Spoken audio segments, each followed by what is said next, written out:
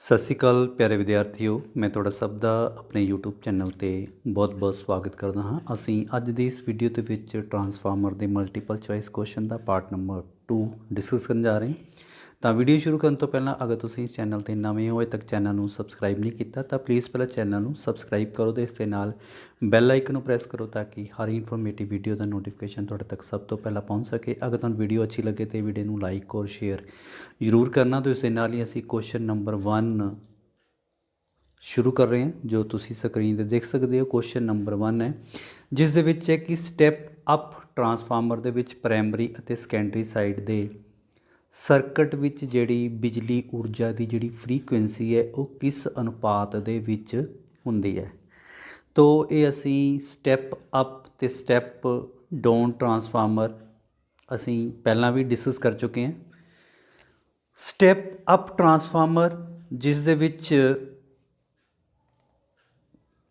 V1 और V2 greater than होंदा, जिस दे विच यानी कि V2 सैकेंडरी साइड जो साडे को वोल्टेज जिहड़ी है ज़्यादा हो जाती है उन्होंने असी कह दें स्टैप अप ट्रांसफार्मर। जो वोल्टेज साडे को सैकेंडरी साइड घट होंदी है उन्होंने असी कह दें स्टैप डाउन ट्रांसफार्मर। वोल्टेज का लैवल किस तरह इनक्रीज़ और डिक्रीज़ होंदा है, ये डिपेंड करता है नंबर ऑफ टर्न दे नाल। नंबर ऑफ टर्न जिन्नियां असी इनक्रीज़ करांगे उस हिसाब के नाल वोल्टेज जिहड़ी है इनक्रीज़ हो जाती है। अगर नंबर ऑफ टर्न असी डिक्रीज़ करांगे घट करांगे तो इसकी जिहड़ी आउटपुट वोल्टेज है वो घट जाएगी। इत्थे गल कर रहे हैं फ्रीकुएंसी की। तो असी पिछली वीडियो में भी डिस्कस किया है कि जिहड़ा ट्रांसफार्मर है वोल्टेज के लैवल नूं इनक्रीज़ और डिक्रीज़ यानी कि वोल्टेज नूं वधांदा है तो वोल्टेज नूं घटांदा है। और इस दे विच किहड़ी चीज़ असी डिस्कस की ही, इस दे विच जिहड़ी power transformer they which power ते फ्रीकुएंसी पावर ते जिहड़ी फ्रीकुएंसी है कॉन्सटेंट रहिंदी है। तो मीनस असी जिहड़ी इनपुट साइड जिहड़ी सप्लाई दिंदे हैं ट्रांसफार्मर नूं, सपोज करो असी 230 वोल्ट देने हैं इनपुट सप्लाई और फ्रीकुएंसी कितनी होंदी है 50 हर्ट्स। अगर सानू ट्रांसफार्मर की जिहड़ी आउटपुट है वो 400 वोल्ट मिल रही है तो उस जिहड़ी फ्रीकुएंसी होएगी वो कितनी होएगी 50 हर्ट्स यानी कि 50 हर्ट्स। तो इस करके अगर इसकी असीं रेशो लैनी होएगी तो रेशो कितनी आएगी 1:1, क्योंकि दोनों साइडों में इनपुट तो आउटपुट कितना आ गया 50-50 50-50 कैंसल हो जाएगा। 0 ना 0 कैंसल कर लो, 5 ना 5 कैंसल कर लो, चाहे 50 कैंसल कर लो, थोड़े को आंसर आ जाएगा 1:1। तो ऑप्शन सी जिहड़ा वो इस क्वेश्चन का राइट आंसर होएगा। उस तो बाद चलते हैं असी क्वेश्चन नंबर 2 जिस दे विच है कि स्टैप डाउन। हुण गल आ रही है स्टैप डाउन दे विच 11 kV बाय 0.4 kV के ट्रांसफार्मर की जी सैकेंडरी वोल्टेज है वो कितनी होएगी। देखो जदों भी जी रेटिंग सानू दिती होंदी है ट्रांसफार्मर की 11/0.4 kV, तो ये वाला जिहड़ा पार्ट होंदा है ये हमेशा साडे कोल होंदा है प्राइमरी वाला, और जिहड़ा यह वाला पार्ट होंदा है इनू असीं कहने हैं जी सैकेंडरी। हुण तुसीं देखो इस दे विच दस्सिआ कि प्राइमरी साइड जी वोल्टेज है वो कितनी आ गई 11 kV, सैकेंडरी साइड जी वोल्टेज है वो कितनी आएगी 0.4 kV। लेकिन ऑप्शन विच जिहड़ी है वो ऑप्शन जिहड़ा इस दे विच दित्ते दा 400 वोल्ट, 400 मिली वोल्ट, 400 किलोवाट या 400 kV। तो हुण kV दे विच किन्ने हुंदे साडे कोल 1000 वोल्ट। तो जदों असीं 0.4 नूं गुना असीं 1000 दे नाल करांगे ਇਹਦੀ वैल्यू कितनी आ जाएगी, ये आए ना साढ़े को जी 400 वोल्ट। तो यदा मीनस ये है कि जी प्राइमरी वोल्टेज है ट्रांसफार्मर की वो 11 kV है, और जोड़ा ट्रांसफार्मर आउटपुट दे रहा है उसकी जी स्टैप डाउन ट्रांसफार्मर आउटपुट कितनी दे रहा है वो 400 वोल्ट। तो इस करके जोड़ा इसका आंसर है वो ऑप्शन बी इसका जोड़ा राइट आंसर होएगा 400 वोल्ट। उस तो बाद नैक्सट क्वेश्चन है सेम ही इस दे नाल ही संबंधित क्वेश्चन है जिस दे विच कि 11/0.4 kV ट्रांसफार्मर की जी प्राइमरी साइड की जी वोल्टेज है कितनी होएगी। तो ये ਅਸੀਂ ਪਹਿਲਾਂ ਵੀ ਪੁਆਇੰਟ ਡਿਸਕਸ ਕਰ ਚੁੱਕੇ ਹਾਂ ਕਿ ਜਦੋਂ ਲਿਖਿਆ ਹੁੰਦਾ 11/0.4 kV ਤੇ ਇਹ ਜਿਹੜਾ ਪਾਰਟ ਸਾਡੇ ਕੋਲ 11 ਦਾ ਇਹਨੂੰ ਅਸੀਂ ਕਹਿੰਦੇ ਆ ਪ੍ਰਾਇਮਰੀ ਵੋਲਟੇਜ 11 kV तो kV B हो गया साढ़े को वोल्ट तो K हो गया साढ़े को 1000 वोल्ट तो इसका मतलब है साढ़े को 11 kV kV ਨੂੰ ਅਸੀਂ 1000 ਨਾਲ ਗੁਣਾ ਕਰਾਂਗੇ तो कितना आ जाना 11000 वोल्ट तो इसका जो आंसर है वो आंसर आ जाना जी ऑप्शन ए इसका जो है राइट आंसर आ जाएगा। उस तो बाद नैक्सट क्वेश्चन है कि स्टैप अप ट्रांसफार्मर के नाल की वधाया जाता है। जो असी स्टैप अप ट्रांसफार्मर की गल करते हैं तो इस दे नाल की वधदा है, करंट वधदा है, ऊर्जा वधदी है या वोल्टेज वधदी है या फ्रीकुएंसी वधदी है। इसका आंसर तुसीं गैस कर सकते हो की वधदा जी इस दे विच वोल्टेज। स्टैप अप ट्रांसफार्मर के नाल की वधाया जाता है वोल्टेज। ऑप्शन सी जिहड़ा वो इसका राइट आंसर आ गया। नैक्सट क्वेश्चन नंबर 5 है कि ट्रांसफार्मर की जिहड़ी कोर है वो किहड़े पदार्थ की बनी हुंदी है। ऑप्शन है सिलिकॉन, स्टील, कार्बन, ग्रेफाइट ते कॉपर। तो जिहड़ी ट्रांसफार्मर की जिहड़ी कोर है वो जी सिलिकॉन स्टील मटीरियल की बनी हुंदी है। सिलिकॉन स्टील मटीरियल जिन्हों असी स्टील दे विच जदों सिलिकॉन मिलाया जाता है तो सिलिकॉन स्टील मटीरियल बनता है। इसकी प्रॉपर्टी के नाल जिहड़े ट्रांसफार्मर दे जिहड़े लॉसिस है असी लॉसिस एडी करंट लॉस ते हिस्टैरिसीस लॉस जिहड़े है वो घट जाते हैं।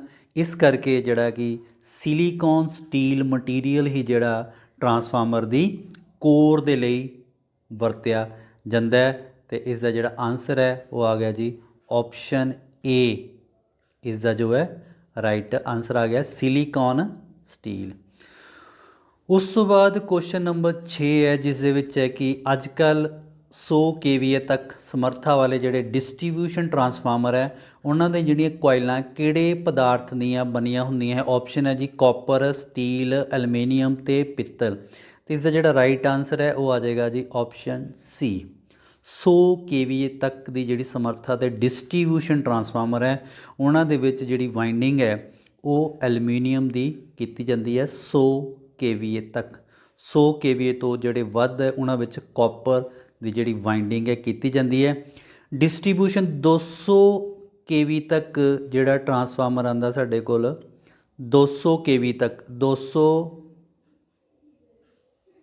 200 kV तक जिहड़े ट्रांसफार्मर होंदे हैं उन्होंने असी डिस्ट्रीब्यूशन ट्रांसफार्मर कह दिंदे हैं।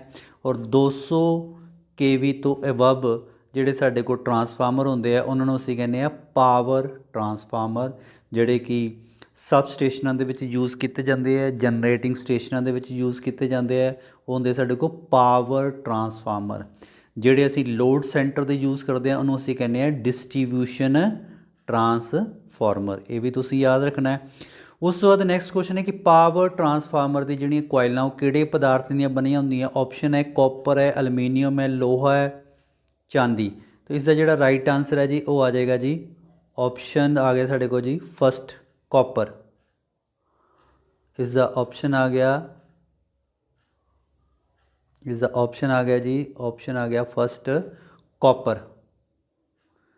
उस तो बाद नैक्सट क्वेश्चन है जी वेरी इंपोर्टेंट क्वेश्चन है। पावर ट्रांसफार्मर दे विच वोल्टेज नूं रैगूलेट करन दे लई वरत्या जाण वाला जिहड़ा टैप चेंजर है वो किहड़ी वाइंडिंग ते लगाया जाता है। वेरी इंपोर्टेंट क्वेश्चन है। इसके ऑप्शन है primary winding, secondary winding, tertiary winding या इन्हां विचों कोई भी नहीं। तो पावर ट्रांसफार्मर दे विच जिहड़ा टैप चेंजर असी यूज़ करते हैं वो असी किस वाइंडिंग दे लगाने हैं ये इसका आंसर देना है। ये असी यूज़ करते हैं जी प्राइमरी वाइंडिंग। जिहड़े पावर ट्रांसफार्मरां दे विच अगर असी गल करिए तो जिहड़ा टैप चेंजर है ये प्राइमरी वाइंडिंग ते यूज़ करता है। हमेशा ही जिहड़ा टैप चेंजर है वो असी हाई वोल्टेज वाइंडिंग ते यूज़ करते हैं। हुण तुसीं कहोगे कि टैप चेंजर की चीज़ है। टैप चेंजर एक मकैनिज़म है जो तुसीं यह देख रहे हो, यह टैप चेंजर है। ਟੈਪ ਚੇਂਜਰ ਇੱਕ ਤਰ੍ਹਾਂ ਦਾ ਇੱਕ ਮਕੈਨਿਕ ਹੈ ਜਿਸ ਦੇ ਵਿੱਚ ਇਸ ਦੀ ਜਿਹੜੀ ਟਰਨ ਰੇਸ਼ੋ ਹੈ, ਟਰਾਂਸਫਾਰਮਰ ਦੀ ਜਿਹੜੀ ਟਰਨ ਰੇਸ਼ੋ ਹੈ ਉਹਨੂੰ ਵਧਾਇਆ ਜਾ ਸਕਦਾ ਹੈ। ਉਸ ਦੀ ਜਿਹੜੀ ਵੋਲਟੇਜ ਹੈ ਉਸ ਨੂੰ ਰੈਗੂਲੇਟ ਕੀਤਾ ਜਾ ਸਕਦਾ ਹੈ ਟੈਪ ਚੇਂਜਰ ਦੀ ਮਦਦ ਦੇ ਨਾਲ। ਉਹ ਜਿਹੜਾ ਟੈਪ ਚੇਂਜਰ ਹੈ ਇਹ ਹਮੇਸ਼ਾ ਹੀ ਅਸੀਂ ਹਾਈ ਵੋਲਟੇਜ ਸਾਈਡ 'ਤੇ ਯੂਜ਼ ਕਰਦੇ ਹਾਂ ਅਤੇ ਪਾਵਰ ਟਰਾਂਸਫਾਰਮਰ ਦੇ ਵਿੱਚ ਜਿਹੜੀ ਪ੍ਰਾਇਮਰੀ ਸਾਈਡ ਹੁੰਦੀ ਹੈ ਉਹ ਹਾਈ ਵੋਲਟੇਜ ਹੁੰਦੀ ਹੈ ਅਤੇ ਇਸ ਕਰਕੇ ਅਸੀਂ ਇਹਨੂੰ ਪ੍ਰਾਇਮਰੀ ਵਾਈਂਡਿੰਗ 'ਤੇ ਯੂਜ਼ ਕਰਦੇ ਹਾਂ। ਇਹਨੂੰ ਅਸੀਂ ਸੈਕੰਡਰੀ ਵਾਈਂਡਿੰਗ 'ਤੇ ਵੀ ਯੂਜ਼ ਕਰਦੇ ਹਾਂ, ਪਰ ਡਿਪੈਂਡ ਕਰਦਾ ਹੈ ਵੋਲਟੇਜ, ਡਿਪੈਂਡ ਕਰਦਾ ਹੈ ਹਾਈ ਵੋਲਟੇਜ ਦੇ ਉੱਪਰ। ਜਿਸ ਸਾਈਡ 'ਤੇ ਵੋਲਟੇਜ ਹਾਈ ਹੁੰਦੀ ਹੈ, ਚਾਹੇ ਉਹ ਪ੍ਰਾਇਮਰੀ ਹੈ ਚਾਹੇ ਉਹ ਸੈਕੰਡਰੀ ਹੈ, ਉਸ ਸਾਈਡ 'ਤੇ ਅਸੀਂ ਜਿਹੜਾ ਟੈਪ ਚੇਂਜਰ ਜਿਹੜਾ ਯੂਜ਼ ਕਰਦੇ ਹਾਂ। ਔਰ ਟੈਪ ਚੇਂਜਰ ਜਿਹੜੇ ਹੈ ਦੋ ਤਰ੍ਹਾਂ ਦੇ ਹੁੰਦੇ ਹੈ। ਇੱਕ ਹੁੰਦੇ ਸਾਡੇ ਕੋਲ ਔਨ ਲੋਡ ਟੈਪ ਚੇਂਜਰ ਔਰ ਇੱਕ ਹੁੰਦਾ ਸਾਡੇ ਕੋਲ ਆਫ ਲੋਡ ਟੈਪ ਚੇਂਜਰ। ਦੋ ਤਰ੍ਹਾਂ ਦੇ ਹੁੰਦੇ ਹੈ। ਜਿਹੜਾ ਔਨ ਲੋਡ ਟੈਪ ਚੇਂਜਰ ਹੈ ਇਹ ਔਨ ਲੋਡ ਦੇ ਅਸੀਂ ਇਹਨੂੰ ਯੂਜ਼ ਕਰਦੇ ਹਾਂ, ਔਰ ਜਿਹੜਾ ਆਫ ਲੋਡ ਟੈਪ ਚੇਂਜਰ ਹੈ ਇਸ ਦੇ ਵਿੱਚ ਪਹਿਲਾਂ ਅਸੀਂ ਸਪਲਾਈ ਨੂੰ ਬੰਦ ਕਰਦੇ ਹਾਂ ਔਰ ਸਪਲਾਈ ਤੋਂ ਬਾਅਦ ਜਿਹੜਾ ਅਸੀਂ ਟੈਪ ਜਿਹੜਾ ਉਹ ਅਸੀਂ ਯੂਜ਼ ਕਰਦੇ ਹਾਂ। ਨੈਕਸਟ ਪੁਆਇੰਟ ਇਸ ਦੇ ਵਿੱਚ ਆਉਂਦਾ ਹੈ ਕਿ ਜਿਹੜਾ ਟੈਪ ਚੇਂਜਰ ਹੈ ਉਹ ਅਸੀਂ ਯੂਜ਼ ਕਿਸ ਸਾਈਡ 'ਤੇ ਕਰਦੇ ਹਾਂ ਟਰਾਂਸਫਾਰਮਰ ਦੀ, ਪ੍ਰਾਇਮਰੀ ਸਾਈਡ 'ਤੇ ਯੂਜ਼ ਕਰਦੇ ਹਾਂ ਜਾਂ ਅਸੀਂ ਸੈਕੰਡਰੀ ਸਾਈਡ 'ਤੇ ਯੂਜ਼ ਕਰਦੇ ਹਾਂ। ਤਾਂ ਇਹ ਤੁਸੀਂ ਯਾਦ ਰੱਖਣਾ ਕਿ ਜਿਹੜਾ ਟੈਪ ਚੇਂਜਰ ਹੈ ਉਹ ਹਮੇਸ਼ਾ ਅਸੀਂ ਹਾਈ ਵੋਲਟੇਜ ਸਾਈਡ 'ਤੇ ਯੂਜ਼ ਕਰਦੇ ਹਾਂ। ਹਾਈ ਵੋਲਟੇਜ ਸਾਈਡ 'ਤੇ ਹੀ ਟੈਪ ਚੇਂਜਰ ਜਿਹੜਾ ਯੂਜ਼ ਕਰਦੇ ਹਾਂ। ਤਾਂ ਇਹ ਹੁਣ ਤੁਹਾਨੂੰ ਤੁਸੀਂ ਇਸ ਤੋਂ ਆਈਡੀਆ ਲਗਾ ਸਕਦੇ ਹੋ ਕਿ ਇਹ ਸਾਡੇ ਕੋਲ ਪ੍ਰਾਇਮਰੀ ਵਾਈਂਡਿੰਗ 'ਚ ਵੀ ਹੋ ਸਕਦਾ ਹੈ, ਸਾਡੇ ਕੋਲ ਸੈਕੰਡਰੀ ਵਾਈਂਡਿੰਗ ਦੇ ਵਿੱਚ ਵੀ ਹੋ ਸਕਦਾ ਹੈ।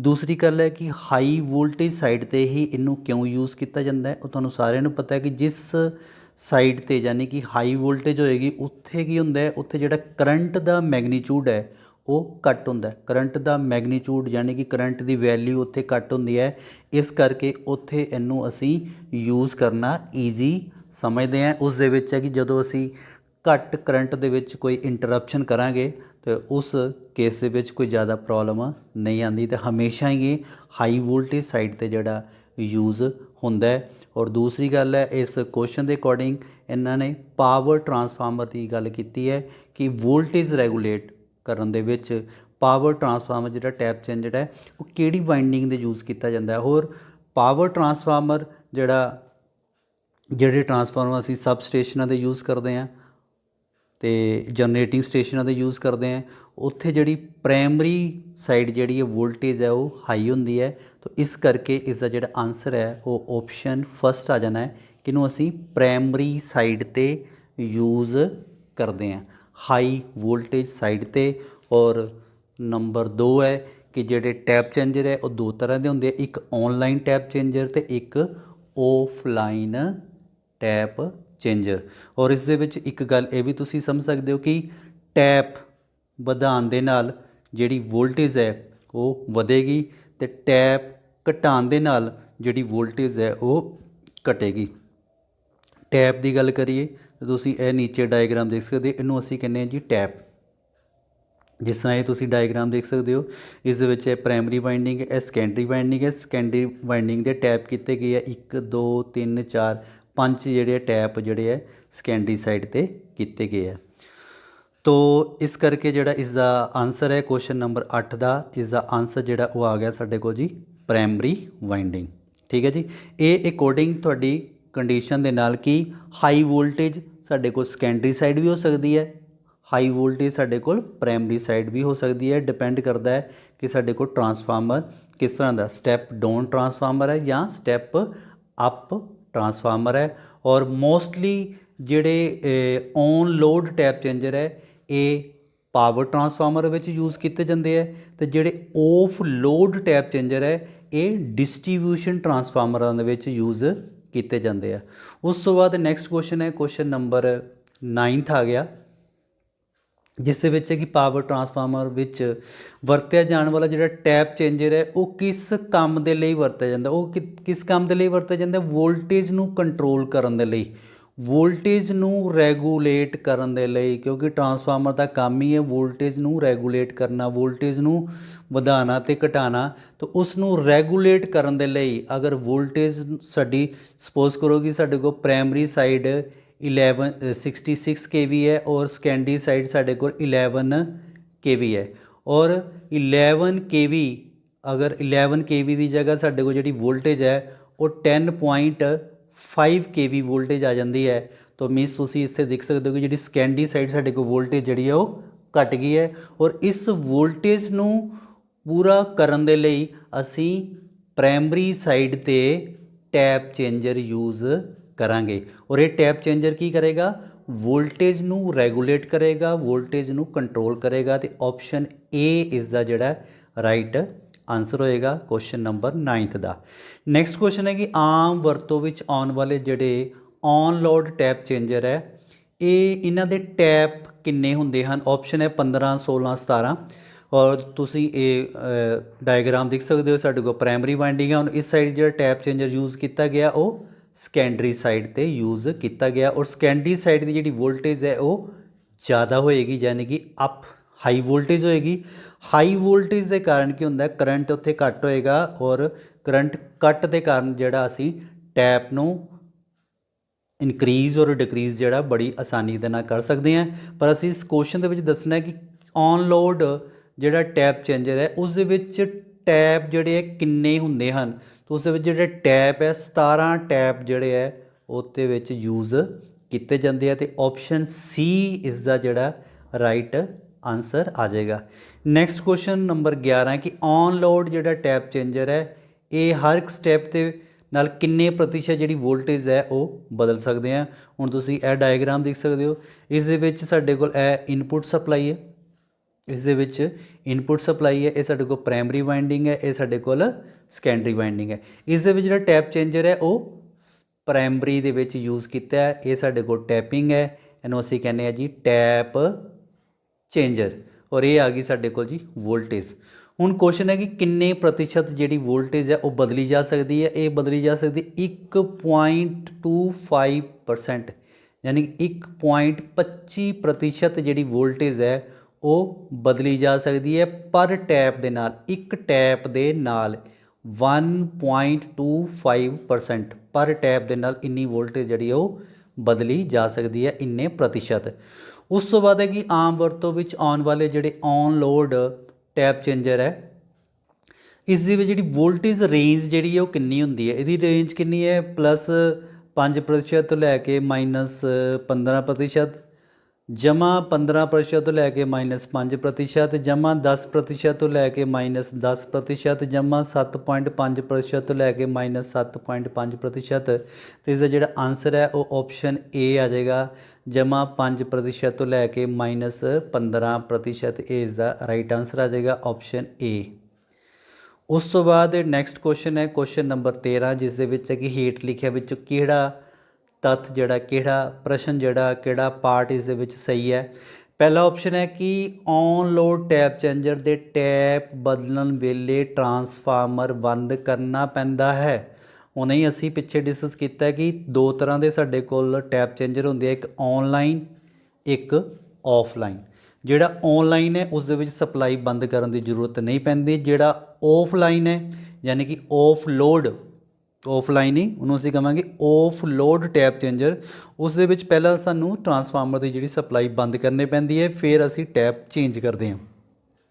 ਤਾਂ ਪਹਿਲਾ ਕੁਐਸਚਨ ਹੈ ਕਿ ਔਨ ਲੋਡ ਟੈਪ ਚੇਂਜਰ ਦੇ ਟੈਪ ਬਦਲਣ ਵੇਲੇ ਟਰਾਂਸਫਾਰਮਰ ਬੰਦ ਕਰਦਾ, ਇਹ ਪੁਆਇੰਟ ਨਹੀਂ ਹੋ ਸਕਦਾ। ਉਸ ਤੋਂ ਬਾਅਦ ਹੈ ਕਿ ਆਫ ਲੋਡ ਟੈਪ ਚੇਂਜਰ ਦੇ ਟੈਪ ਚੱਲਦੇ ਟਰਾਂਸਫਾਰਮਰ ਹੁਣੇ ਹੀ ਡਿਸਕਸ ਕੀਤਾ ਕਿ ਅਗਰ ਆਫ ਲੋਡ ਟੈਪ ਚੇਂਜਰ ਹੈ ਤਾਂ ਉਹ ਅਸੀਂ ਚੱਲਦੇ ਟਰਾਂਸਫਾਰਮਰ 'ਤੇ ਨਹੀਂ ਬਦਲ ਸਕਦੇ। ਸਭ ਤੋਂ ਪਹਿਲਾਂ ਸਾਨੂੰ ਸਪਲਾਈ ਬੰਦ ਕਰਨੀ ਪਏਗੀ, ਫਿਰ ਅਸੀਂ ਟੈਪ ਜਿਹੜਾ ਚੇਂਜ ਕਰਾਂਗੇ ਬਦਲਾਂਗੇ। ਨੈਕਸਟ ਆਪਸ਼ਨ ਇੱਥੇ ਏ ਲਿਖਿਆ ਤੇ ਸੀ ਆਪਸ਼ਨ ਆਣੀ ਹੈ। ਥਰਡ ਆਪਸ਼ਨ ਆ ਗਈ ਸੀ, ਜਿਸ ਦੇ ਵਿੱਚ ਹੈ ਕਿ ਔਨ ਲੋਡ ਟੈਪ ਚੇਂਜਰ ਦੇ ਜਿਹੜੇ ਟੈਪ ਹੈ ਚੱਲਦੇ ਟਰਾਂਸਫਾਰਮਰਾਂ ਦੇ ਬਦਲੇ ਜਾ ਸਕਦੇ ਹਨ। और ये ਜਿਹੜਾ ਟੈਪ ਚੇਂਜਰ ਹੈ ਇਹ ਪਾਵਰ ਟਰਾਂਸਫਾਰਮਰ ਦੇ ਵਿੱਚ ਅਸੀਂ ਯੂਜ਼ ਕਰਦੇ ਹਾਂ। ਤੇ ਇਸ ਲਈ ਆਪਸ਼ਨ ਜਿਹੜਾ ਇਸ ਦਾ ਸੀ ਹੈ ਕਿ on load tap changer tap ਚਲਦੇ ਟਰਾਂਸਫਾਰਮਰ ਦੇ ਜਿਹੜੇ ਟੈਪ ਹੈ ਉਹ ਚਲਦੇ ਟਰਾਂਸਫਾਰਮਰ ਦੇ ਬਦਲੇ ਜਾ ਸਕਦੇ ਹਨ। ਤੇ ਆਪਸ਼ਨ ਜਿਹੜਾ ਥਰਡ ਇਹ ਇਸ ਦਾ ਜਿਹੜਾ ਰਾਈਟ ਆਨਸਰ ਹੈ। ਉਸ ਤੋਂ ਬਾਅਦ ਨੈਕਸਟ ਕੁਐਸਚਨ ਹੈ ਕੁਐਸਚਨ ਨੰਬਰ 14 ਕਿ ਟਰਾਂਸਫਾਰਮਰ ਜਿਹੜਾ ਕਿਹੜੇ ਸਿਧਾਂਤ 'ਤੇ ਕੰਮ ਕਰਦਾ ਹੈ। और ऑप्शन है म्यूचुअल इंडक्शन ओम का नियम किरचॉफ का नियम तो उपरोक्त विचों कोई नहीं। इसका जो राइट है आंसर है वो आ जाएगा जी ऑप्शन ए। जो ट्रांसफार्मर का जोड़ा बेसिक सिद्धांत है वो है जी म्यूचुअल इंडक्शन। म्यूचुअल इंडक्शन के सिद्धांत ते काम करता है। म्यूचुअल इंडक्शन सिद्धांत विच की हुंदा है कि दो कोइल हैं जिवें तुसीं ये स्क्रीन ते देख सकते, एक कोइल 1 है एक कोइल 2 है। तो इस दे विच एक कोइल नूं जिहड़ी है सप्लाई दित्ती जाती है। जदों असीं एक कोइल नूं AC सप्लाई दिंदे आ तो इस दे विच मैगनैटिक फील्ड जिहड़ा प्रोड्यूस हुंदा है और मैगनैटिक फील्ड प्रोड्यूस होण दे नाल असीं इस दे विच जदों अल्टरनेटिंग करंट पास हुंदा ते मैगनैटिक फील्ड प्रोड्यूस होंदा। मैगनैटिक फील्ड प्रोड्यूस होने नाल इस दे विच जिहड़ी EMF जिहड़ी है वो इंड्यूस होंदी है और इस दे विच जिहड़ा फील्ड प्रोड्यूस होंदा है वो लिंक करदा है सैकेंडरी कोइल दे नाल, यानी कि सैकेंड कोइल दे नाल जदों फ्लक्स जिहड़ा लिंक करदा है और जदों फ्लक्स लिंक करदा है सैकेंड वाली कोइल दे नाल तो उस दे विच जिहड़ी EMF इंड्यूस होंदी है और EMF इंड्यूस होने दे नाल इस दे विच जिहड़ी वोल्टेज है वो पैदा होंदी है। और ये जिहड़ी वोल्टेज है वो डिपेंड करती है नंबर ऑफ टर्न, सैकेंडरी दी नंबर ऑफ टर्न के हिसाब। अगर सैकेंडरी दी नंबर ऑफ टर्न ज़्यादा है तो वोल्टेज ज़्यादा प्रोड्यूस होएगी। अगर सैकेंडरी दी number of turn compare to primary घट है तो वोल्टेज जिहड़ी है घट प्रोड्यूस होएगी। और इस तुसी डायग्राम के अकॉर्डिंग देखा जाए तो ये तुसी इनू तुसी वाइंडिंग नू तुसी कह सकते हो प्राइमरी वाइंडिंग और इनू तुसी कह सकते हो सैकेंडरी वाइंडिंग। तो प्राइमरी वाइंडिंग नू जदों असीं सप्लाई दिंदे आ तो इस दे विच जिहड़ा फ्लक्स प्रोड्यूस होंदा है और जदों फ्लक्स प्रोड्यूस होंदा है तो फ्लक्स जिहड़ा वो सैकेंड कोइल दे नाल लिंक करदा है और लिंक करन दे नाल इस दे विच जिहड़ी EMF है वो इंड्यूस होंदी है। और ये जिहड़ी EMF है वो डिपेंड करती है नंबर ऑफ टर्न दे उपर। तो इस दे विच तुसीं देख सकते हो कि इस दे विच सैकेंडरी विच नंबर ऑफ टर्न जिहड़ी है घट है, इस करके इनू असीं कह सकते हैं step down transformer. Step down transformer. तो बेसिक जिहड़ा ये म्यूचुअल इंडक्शन का यही प्रिंसीपल है। उस तो बाद नैक्सट क्वेश्चन आ गया क्वेश्चन नंबर 15 जिस दे विच कि स्टैप अप ट्रांसफार्मर दे विच कि स्टैप अप ट्रांसफार्मर दे नाल की हुंदा है वोल्टेज घटदी है, वोल्टेज वधदी है, करंट वधदा है, करंट घटदा है। तो स्टैप अप ट्रांसफार्मर दे विच जिहड़ी वोल्टेज है वो वधदी है। अगर तुहानूं पता है कि अगर साडे कोल वोल्टेज स्टैप अप दे विच जिहड़ी वोल्टेज वधेगी तो उस दे विच नाल की होएगा करंट जिहड़ा घट जाएगा। इहनूं असीं इस तरह कर लैंदे हां, ये साडे कोल प्राइमरी वोल्टेज है, ये साडे कोल है सैकेंडरी वोल्टेज। जदों साडे कोल वोल्टेज वधेगी तो करंट की होएगा घटेगा। अगर साडे कोल करंट अगर साडे कोल असीं सैकेंड वाला केस ले लैने, अगर साडे कोल वोल्टेज इत्थे घटेगी तो इस केस दे विच जिहड़ा करंट है वो साडे कोल की होएगा करंट वधेगा। तो ऑप्शन देख लो, ऑप्शन आ जाएगी साडे कोल ए ते भी वोल्टेज घटदी है वोल्टेज वधदी है। इसका ऑप्शन आ जाएगा साडे कोल एक तां वोल्टेज वधदी है स्टैप अप दे विच ते करंट घटदा है। ऑप्शन बी ते डी किहदे विच दस्सिआ 3 नंबर दे विच, 3 नंबर च ऑप्शन बी ते डी दी गई है। इस करके जिहड़ा इहदा आंसर है ऑप्शन 3 होएगा जिस दे विच है कि स्टैप अप ट्रांसफार्मर दे नाल वोल्टेज वधदी है ते करंट घटदा है। और सेम तुसीं ये भी याद कर लो कि अगर स्टैप डाउन ट्रांसफार्मर है उस दे विच जिहड़ी वोल्टेज है उस दे विच जिहड़ी सैकेंडरी वोल्टेज है वो घटेगी तो उस दे विच करंट की होएगा वधेगा। ये दोनों पॉइंट तुसीं याद कर सकते हो। तो नैक्सट पार्ट असीं अगली वीडियो में डिस्कस करांगे। अगर तुहानूं वीडियो अच्छी लगी तो वीडियो लाइक और शेयर जरूर करना। धन्यवाद।